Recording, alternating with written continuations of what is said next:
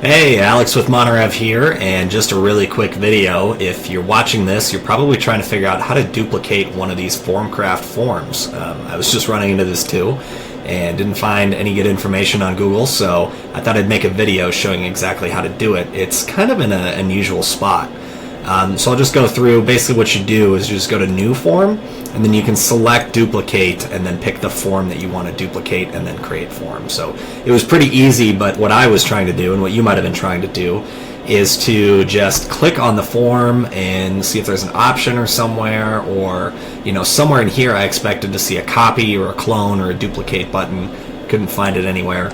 There is the option to export a form file, and then you could import that into the same website or a different website.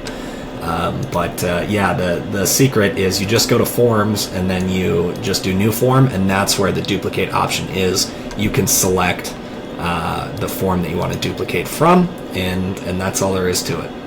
If you've got any other website issues with WordPress or anything else, feel free to reach out to us. We're Monorev. We're based out of Montana, and we're just really good at doing websites and helping people out.